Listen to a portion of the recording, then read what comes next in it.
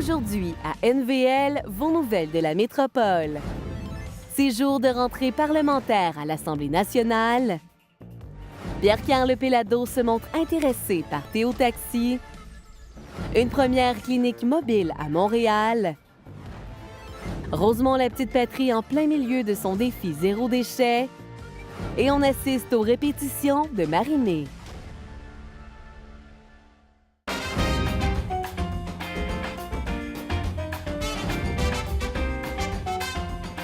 En cette rentrée parlementaire à Québec, les députés caquistes ont dû mettre carte sur table dans plusieurs dossiers. En juin 2018, le gouvernement libéral aurait questionné les directions d'école à propos des signes religieux, et ce, bien avant que Jean-François Roberge ne le propose quelques mois plus tard.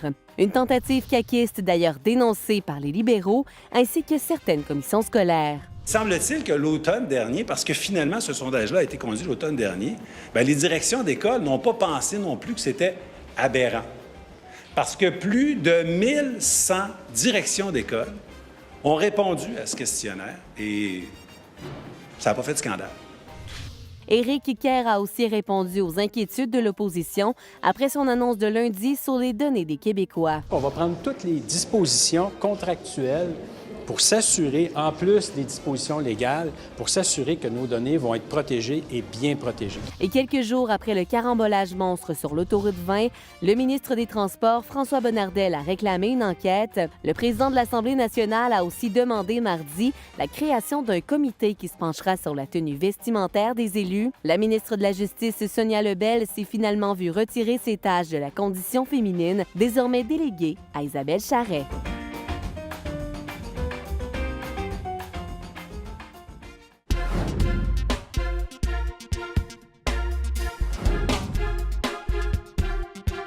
Pour mieux comprendre les enjeux de la prochaine session parlementaire, NVL est allé à la rencontre d'analystes politiques. La CAQ, du fait de son appui populaire, entre excessivement en force dans la lune de miel. C'est poursuivi.